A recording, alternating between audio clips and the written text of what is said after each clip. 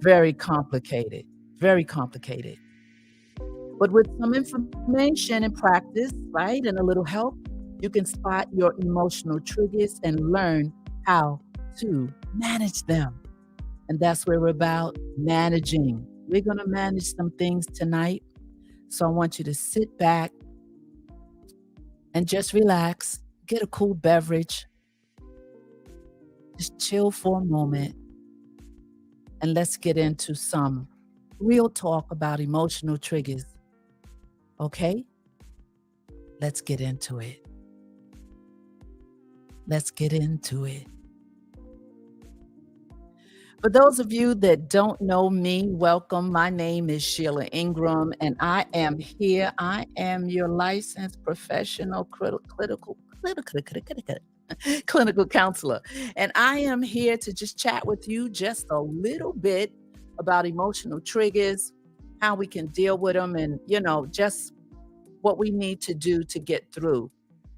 And so here on the Bravo with Sheila Network, we bring different information, different content, different people that have different content to help you get through and navigate through life and through your mindset and to get healthy in every area of your life.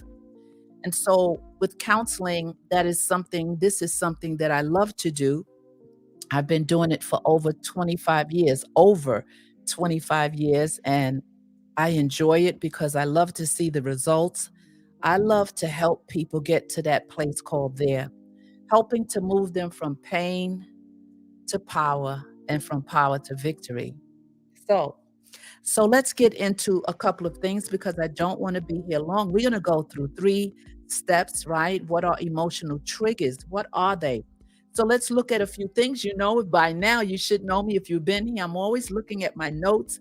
We're not on the Christian channel, so I'm not back and forth to the Word of God this way. I'm right here with you with my notes right in front of me so that we can have a little chat right now. So sit back, get a cool beverage, and just chill and just take in some of this information as we go forward. And here we go. First, I'd like to say what the meaning triggered, right? The term triggered is commonly used to describe a strong emotional or physiological response that is provoked by a specific stimulus. originally rooted in discussions about mental health and conditions like one of the things is post-traumatic distress disorder, which is known also as PTSD. And the term has been used to signify that something has sparked a memory, an emotion, or symptom related to the past trauma or intense experiences. Okay. So, for example, some PTSD might be triggered by loud noises, right? Bringing back distressing memories of a traumatic event. In a therapeutic context, though, understanding triggers is crucial for managing symptoms and develop coping strategies, right? That's what we need to learn to do to cope with all these things that arise in us in our daily time and our daily life, the past that tries to haunt us and pop back up, or just unexpected things that happen and we find ourselves in a triggered space. So, however, the term has also evolved to take on a broader cultural meaning, sometimes used more casually to indicate that someone is deeply offended or extremely irritated by a statement, action, or situation. And this happens a lot. As a matter of fact, it happens a lot in these YouTube streets. It happens a lot in your corporate office. It happens a lot at home. Wherever you may be, it can happen in whatever place you might be or find yourself in. So, irritated by a statement, right? An action, a situation. And this, the usage has led to some debate at times. It does. And it is trivialized and trivialized the serious nature of trivialized as the nature of physiological triggers in mental health discussions. The term can be used in various contexts, right? Ranging from social media discussions to clinical mental health settings, making its meaning somewhat dependent on the context in which it is used, on the context in which it is used. That is important to remember. So, emotional triggers, also called mental health triggers or psychological triggers, are things, right? Memories, objects, people that sparks intensive negative emotions. This change in emotions can be abrupt. It can happen like at a snap of a finger. In most cases, it will feel more severe than what the trigger would logically call for, because sometimes what happens will trigger someone or trigger a person. And the way that it's expressed, the way that it's received, the way you respond to it sometimes can be overboard. But how can we say that not knowing the intense feeling of what a person has gone through? So we can't put a finger on how that person responds. But what we want to learn to do is we want to learn how to respond to certain things that happen to us sporadically, right? Without knowing it, or intentionally. We're responsible for ourselves and how we respond to so many things. And it's more difficult when someone has gone through a trauma or something that has upset them. It's hard sometimes to navigate through a trigger, not knowing how to. How do I navigate? How do I respond? And so, for example, an emotional trigger for someone might be public speaking, right? Might be public speaking. When asked to give a presentation at work, could be like a trigger, like, oh, you might panic, like, I don't really want to do this. I'm an introvert. I want to be in the background. I don't want to stand before people. But how can we be stretched to grow in the gifts that are within us if we don't push against the things that try to suppress us? And sometimes these triggers can suppress the very thing that could take you where you're trying to go to in your workplace, in your relationships. And so we have to deal with these things. We can't run from these things that cause us to have a drawback situation, to where we need to be moving forward, rising above things, moving forward, growing, learning, experiencing new things, and not allowing triggers to suppress us and cause us not to go forward. And it takes time, depending on the situation, depending on what you've walked through, depending on what you're dealing with. And so you may have, when you have to be called to sing or speak or stand and do a presentation, or whatever it is that causes you to come out your comfort zone, right? It can cause a trigger within your emotions and in your mind, and it causes you maybe to freeze. But there are some things that people go through when you're in a position where you're not comfortable. For instance, you may have dizziness or chest pain. This is so true. And you may have a rapid heart rate. This has happened so many times. You may feel nausea, or shaken. You may be shaken because you can't handle it. Something has triggered you to be in this space. You may feel even angry. Anger may rise up, or anxiety is a big one. Anxiety is something I know many, many, many of us have dealt with on one way or another. The anxiety that creeps up, or you may even feel a sadness. Triggers have all types of vehicle ways to get to us and cause us to respond in certain emotional ways. And so, depending on which symptom the individual feels, they may have one or several at the same time, my God, of mental triggers. So this emotional triggers includes, this is a list I'm giving you. Let's go through a couple of these things. Anxiety triggers.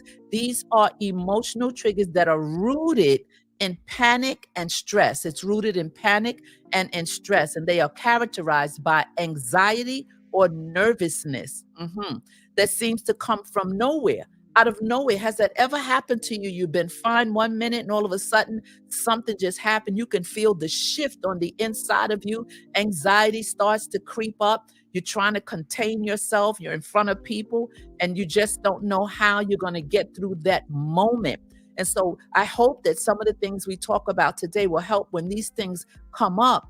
You'll recall some of the things we're talking about. So it comes up from nowhere and is centered around the trigger. It is centered around the trigger. And in many cases, anxiety triggers coincide with anxiety disorders. Now, that's a whole nother level of anxiety, but still the base foundation could be the triggering of something, the triggering. All right.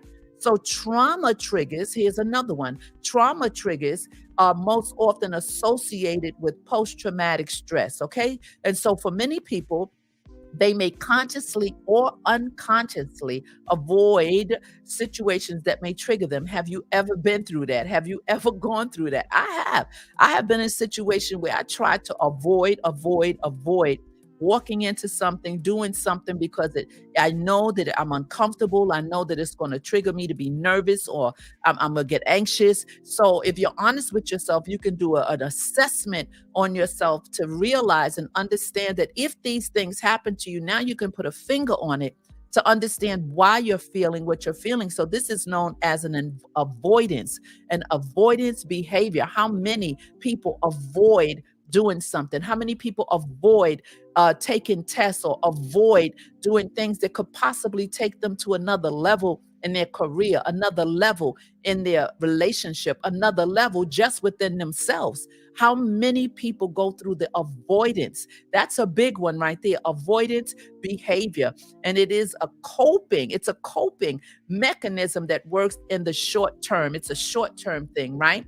And so I want you to understand these things because I want you to understand when you're going through these things and when these things happen, that you can kind of say, wait, stop, pause, reflect, let me see and assess what I'm going through right now. Don't ignore it, assess it, deal with it. I want you to deal with it. So I want you to realize that in doing this with these coping mechanisms that works in the short term, but does not allow for healing in the long term. That's powerful right there. You can deal with it and it'll deal with this thing in the short term. But what it does not do, it does not allow healing for the long term. And we want healing. We want healing to manifest. We want long-term healing, long-term uh, evidence that, okay, I was this way, but I've worked on it and I've managed these triggers and I've managed this avoidance that I'm used to doing and I'm working on myself. And so now you'll find yourself evolving into realizing that the healing has manifested because you've acknowledged it, you worked on it, you stopped, you paused, you reflected, you took a breath and you just took a breath. Just stop and take a breath and you'll see yourself moving into new spaces within yourself, new spaces in yourself, within yourself. So you need to navigate through you to always put a finger on why you feel what you feel at that moment and not allow it to become a permanent thing and something becomes your behavior, right? So let's move on to anger triggers. Now, many people have anger situations. They have anger areas in them. They get angry really quick. They are triggered really quick and they respond by being angry. And so sometimes individuals find themselves irrational. There's irrational and then there's rational. Irrationally angry about a situation object or an object. This is a key sign of an anger trigger, and it can take a lot of work, just a lot of work to tame down this emotional response. This is an area that we need to pay attention to because this situation can get you in a lot of situations you don't want to be in. If you're not able to manage your anger, it can take you on a ride you don't want to go on. And all of us know our level of anger, what triggers us, how much capacity we have in certain situations. Certain things trigger you off, certain things set you off. And everyone has different areas within themselves based on maybe what you've gone through, lived through, or going through presently that causes you to respond in a what? An irrational type of anger, right? And that means going way over the board. Did that situation warrant the way you responded? Or have you allowed this to go so long inside of you that it's deeply rooted? Something small can manifest so largely within us if we don't deal with it. We don't work on ourselves. We are responsible for ourselves. So an anger trigger is a all of them are important, but anger can cause us to be in some really bad situations. Many people get deleted because of anger, because they're triggered. There have been many cases, many stories of relationships where there's infidelity or something, and at that moment the anger that triggers the anger, and the next thing you know, people get deleted. You find so many things that happen to us and young people, children too, in life that causes us to have these triggers, but we can't ignore them. We have to learn to master the behavior and master dealing with these triggers. So I want you to think about these things. I want you to really put a measuring stick inside of you and see where you are on the scale of measuring, where you are in your anger. How do you deal with anger? What triggers you? What big thing or small thing triggers you that where you go overboard and so many things happen as a result of you not being able to manage your anger because you were what? Triggered.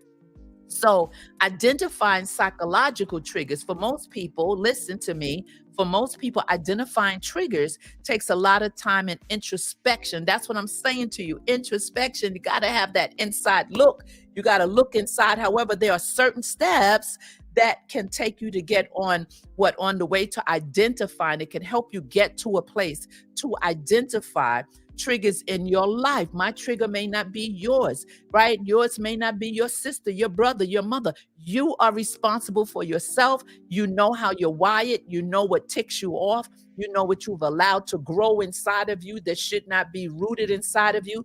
You know what you may have allowed to invade your space, your emotional space that causes you to have these triggers. Or maybe you've been a victim of something that has caused you to deal with these triggers that we're talking about. Whether you're a victim, whether you are not a victim, I want you to be sick and tired of being sick and tired. I want you to work on yourself and look on the inside, on your inner man. And I want you to understand that you were born to be great. You were not born to be manipulated by anyone, nor manipulated by triggers, right? So we want to put a handle on this. We want to get a handle on this. So I want you to bear in mind that you may only have one. But it's not unheard of for individuals to have multiple triggers or even different types of triggers all at the same time. Now, that's something right there. When you have so much going on, it's more difficult for a person to get a handle on themselves because it's more than one trigger. And one trigger can what? Start another trigger off. It's like pulling a pistol, pulling a gun within yourself, where one thing happens and then there's that domino effect. So regardless of the type of trigger or cause, identifying is the first step in getting help for yourself. And that's what I want you to do. I want you to get help for yourself and identifying your responses. So here we go. Number one. So identify your responses. And this is what we need to take in to understand. Identifying a trigger is hard. It really is. I'm not negating, I'm not minimizing this, but I want you to be whole and healed. And so we need to pay attention and just get some tools and resources to think about, right? And think about things of how we're going to respond when we're in a situation and something unexpectedly or expectedly has jumped off in your life. So it's much easier to take stock of what you feel in the moment, in that moment. When you feel yourself becoming, listen to me, overwhelmed, when you feel yourself becoming overwhelmed by powerful emotions, take a look, take a step, take a stock of what you're experiencing. Do you feel angry or sad or jealous? What about physical signs? Is your heart pounding? Are you breathing quickly?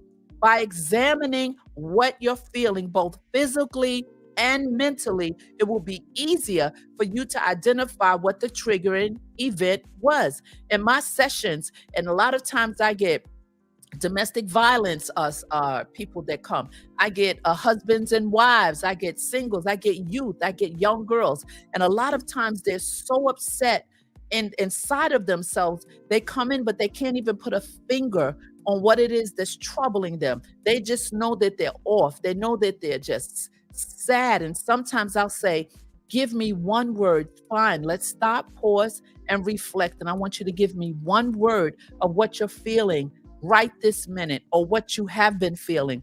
Sometimes it's very difficult for them to even search to find that one word. And then sometimes they'll get it and they says, I feel disappointed.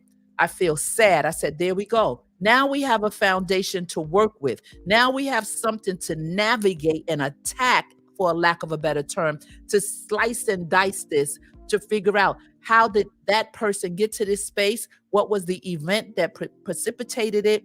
What is it that we need to do? And so it helps when you can identify, you can stop, pause, and reflect, and take your time and breathe and figure out what it is. What is it? Is it jealousy? Is it angry? Are you sad? Knowing these things will help you respond differently when you assess it. You take a minute and you let it set in, right? Identifying it. Is your heart beating fast? So by examining what you're feeling, both physically and mentally, it will be easier to identify what the triggering event was. Number two, I want you to retrace your steps. I want you to retrace your steps. Retrace your steps, right? Once you've taken the stock of your emotions, realize the emotions, try to walk back through what led you to this situation of triggering. Try to figure out what it is that you're feeling, what it is that pops up at any given time, right? And I want you to understand that there is help, there is hope. You don't have to live in this space and suffer in silence, afraid to speak about it, afraid to talk about it for fear of judgment, or people not understanding you, or people just minimizing your pain. I want you to know that help is here, help is everywhere, but I want you to reach out. So I want you to take stock of your emotions and walk back through what it was. I want you to stop, pause, and reflect. And what were you doing before you got upset? What were you doing before the phone rang and that call came? What were you doing that was nice and peaceful and calm, right? What were you doing? Was there a particular moment where you could feel the negative emotion coming on? What brought it on? Don't ignore it. Sit with yourself and pinpoint what brought it on. And if you can, try to consider the situation and think about what would have made you upset. So you know that oftentimes, listen to me, oftentimes triggers are rooted in past experiences and traumas. And sometimes because it happened so long ago, people do not attribute it to their present state. And that also is why it's hard for them to pinpoint what it is, because they're not going back far enough to figure out the root of it, right? And so because time has passed, years might have passed, and this thing is still responding, and they're saying, I don't know what's wrong with me. I can't, nothing happened. But you have to stop, pause, and reflect with your life. And you got to really go back sometimes to get to the root so that we can what? If you can't identify it, you cannot crucify it. So we're about identifying it so that we can crucify it, and that you could take the reins of your life and move on in happiness and joy and peace, right? So if you can, try to consider the situation and think about what would have made you upset or what happened to you. And so triggers are rooted in past experiences. So it's okay if the triggering event doesn't make sense. That's okay. Don't try to figure out making it sense, right? You don't have to make sense of it. Maybe you were driving to work and got sudden reminder of an accident. Listen, I've been there. I've been triggered. I was walking across the street one morning on my way to work, and a car ran the light and ran right into me and changed my life to the moment that I'm speaking to you right now. I crushed my tibia, crushed my leg. I was down for 4 years on oxycodone every day because of the pain, 3, 4 surgeries. Listen, I thank God that I'm walking now, no cane, I'm good, right? But I still have pain and suffering. So that's even a trigger for me when my knee swells up, or I can't walk as long as I wanted to. And if I do, I pay a price for it, right? That trigger is that I start feeling that the guy that hit me, that never came and apologized while I was on the ground, that trigger reminds me that he stood there in the crowd and watched me scream and never said, Miss, are you okay? So that's a trigger. And even to the day, today, I could be walking across the street and I'm real conscious. I'm real conscious of which way I'm walking. Am I walking with traffic coming or behind me? It's this thing. When life happens, it happens and it leaves a residue on you, but you have to learn to manage it. So I've learned to kind of manage when I'm out. I don't let what happened to me cause me to have fear that I don't cross the street. And it was time my friends used to stand and cross where the cars were. Wait, Sheila, we got you. Because they saw the panic in me. I've worked on that, right? Because I can't walk around triggered all day because that very traumatic experience happened to me. So I want you to understand that although something has happened, you can manage it, right? You can manage it in your life today. And so it's okay if the triggering event doesn't make sense. Maybe you were driving, like I'm saying, or even a sudden reminder of something that happened to you. I counsel DV victims, and they get triggered all the time. If someone raises their voice, they get into a panic, they shake, or they get out of wits, right? Out of sorts because of these things that have happened. So I don't know what you're going through or what has happened to you. It may not have been something so dramatic or traumatic, but I'm sure if you're living life and have lived, there are some things that you might have been through that causes triggering moments in your life. So do your best to identify about what the situation is that made you unhappy or what precipitated the trigger prior to you getting in that space where you're responding in a certain way. So number 3, repeat the cycle. Repeat the cycle. Don't feel discouraged if you can't identify a trigger on the first try.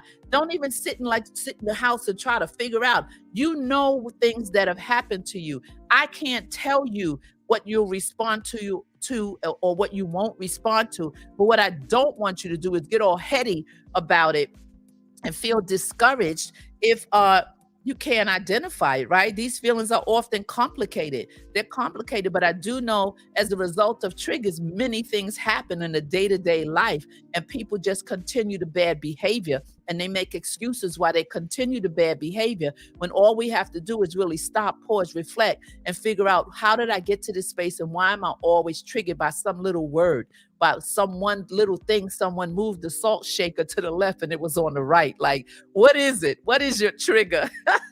What is the trigger? So I want you to know that these feelings are often complicated, and it's not a failure to require multiple attempts to spot a psychological trigger, right? That's psychological. We know what happens up here.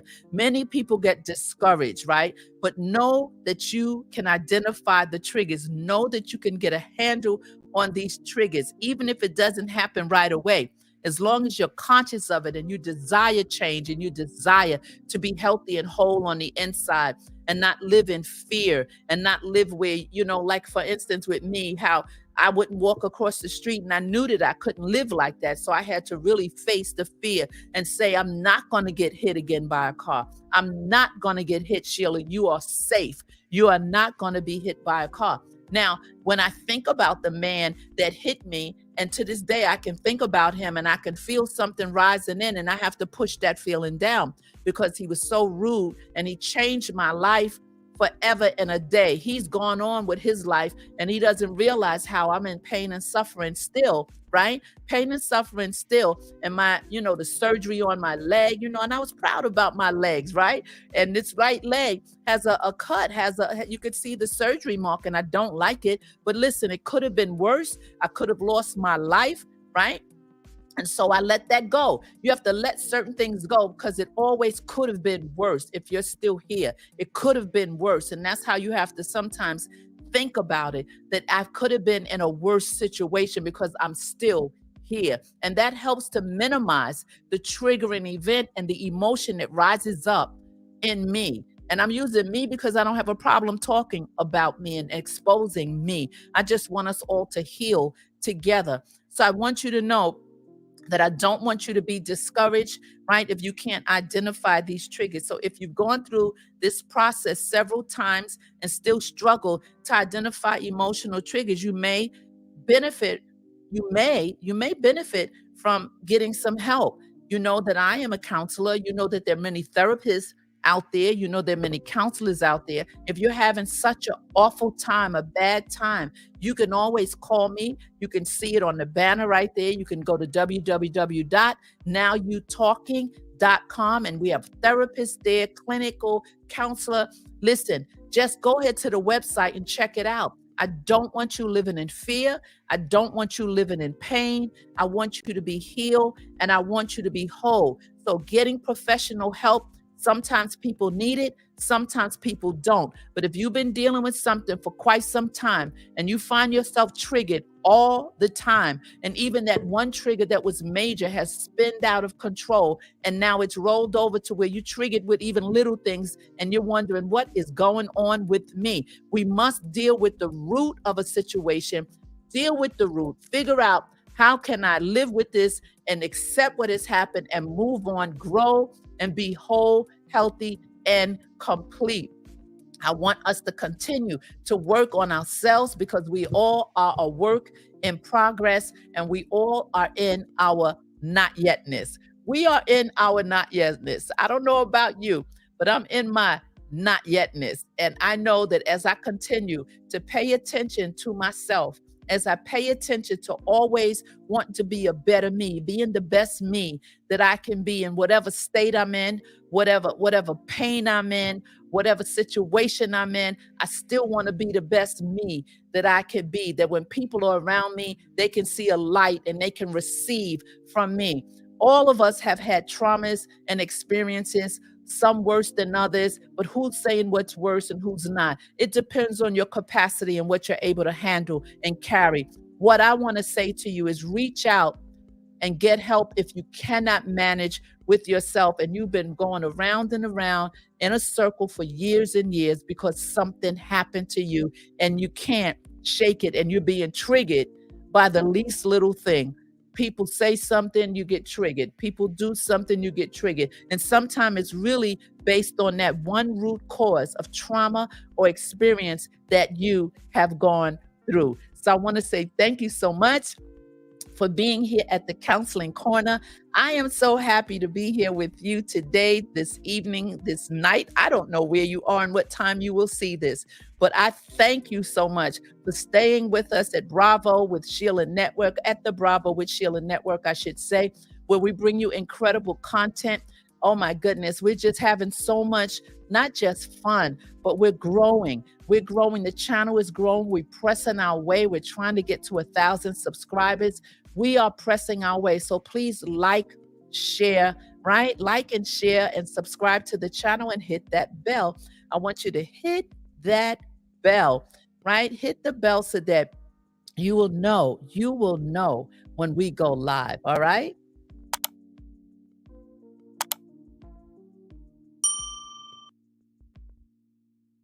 That's what I want you to do. And if you do that, you will help me so much, so, so very much. I am your counselor here at the Counseling Corner, and I'm so grateful to be here with you and so glad that you stopped by. Remember that when nothing changes, nothing changes. I'll see you again. See you in the streets, in the YouTube streets.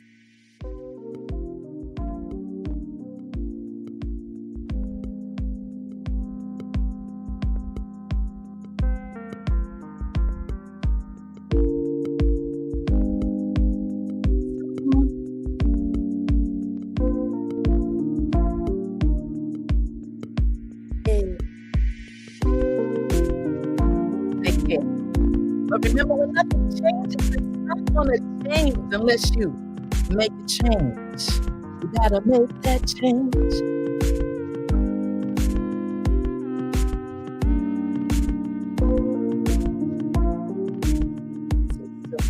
I got